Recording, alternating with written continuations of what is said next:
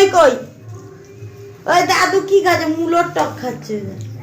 খাবে তো নে নে নে আকর আকর আকর এই পরে এগুলো বলে থাকবে তো। Hello everyone, good evening.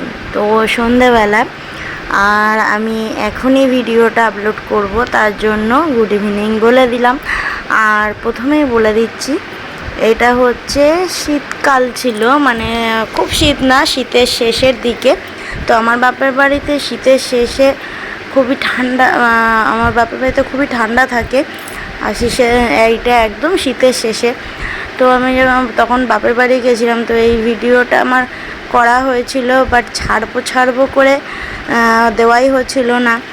তো সেদিন সন্ধেবেলা আমি পরের দিন চলে এসেছিলাম, 2-3 দিন ছিলাম, পরের দিন চলে এসেছিলাম।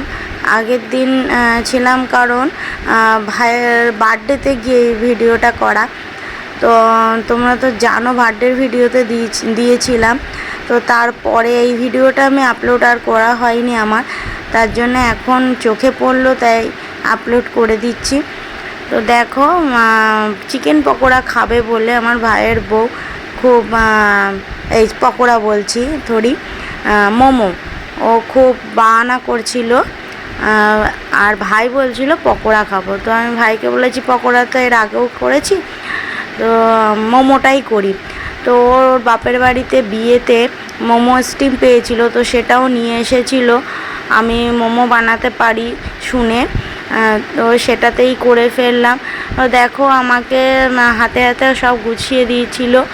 এইদিকে এই দেখো আমি চিকেনটাকে একদম ফ্রেশ করে কাটা যেটুকু ছিল সেটুকু বাদ দিয়ে মিক্সিতে একটু করে নিয়েছি, ব্লেন্ড করে নিয়েছি।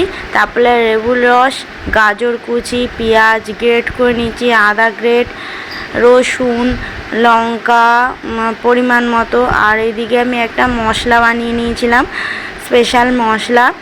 তো এটা হচ্ছে শুকনো লঙ্কা, মৌরি, গোলমরিচ আর একটু জিরে দিয়ে আমি এটাকে তেলে গুঁড়ো করে নিয়েছিলাম শিলে।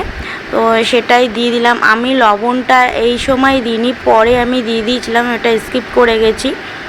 তো এই সময় দিইনি কারণ জল ছেড়ে দেবে বলে, তাই এটা ম্যাগনেট করে আমি আধা ঘন্টা মতো রেখে দিয়েছিলাম। তারপরে তৈরি করার সময় আমি নুনটা দিয়ে দিয়েছিলাম। আর এদিকে দেখো আমার আধা ঘন্টার মধ্যে ডোটাও সেট হয়ে গেছে। এদিকে আমি ছোট ছোট করে লেচি করে নিয়েছি। আর আমি মোমোগুলো বেশ বড় বড়ই করেছিলাম, দোকানের মতো ছোট ছোট করিনি। তো দেখো আমার সাথে সাথে ভাইয়ের বউ শিখছিল, ও করে দিচ্ছিল আমাকে। তো তোমরা দেখতে থাকো। মাস্টার মশাই চাই তাকাও, রাধুনি 4 কাপটা দিয়ে দাও। সেট ছড়াও মোমো ম্যানের 4 কাপ দেখিয়ে তো দেই। তো দেখো আমার সব কটা হয়ে গেছে, এখন আমি স্টিমে বসিয়ে দেবো। অনেকগুলো হয়েছিল, এমনকি আমরা খেয়ে দিয়ে রাত্রে আর কিছু খেতে হয়নি, পেট ভরে গেছিলো। আর টোডো যার সাথে খেলা করে ওই মেয়েটাকেও 4টে মোমো দিয়েছিলাম। আবার আমাদের 3-4টে রয়েও গেছিলো। পরের দিন আমার কাকি এসেও খেতে পেরেছে। হ্যাঁ, তো ভীষণ টেস্ট হয়েছিল। তোমরা এইভাবে করে খেয়ে দেখো, ভীষণ ভালো হয়েছিলো। আর আমি এর সাথে যে স্পেশাল চাটনিটা হয় সেটাও আমি করেছিলাম। সেটা হয়েছিল টমেটো, রসুন, শুকনো লঙ্কা পুড়িয়ে আমি করেছিলাম। ভীষণ টেস্ট হয়েছিল, মানে পুরো মনে হচ্ছিল মোমো আমি রেস্টুরেন্ট থেকে নিয়ে আসলাম। তো এইদিকে টোডোকেই ফার্স্ট দিয়ে দিয়েছিলাম, তারপরে ওর মিনি মানে আমার ভাইয়ের বউ আর ভাই খেয়ে নিয়েছিল, আর লাস্টে আমি খেয়েছিলাম। এই হলো সেই চাটনি। তো কেমন লাগলো রেসিপিটা কমেন্ট করে জানিও।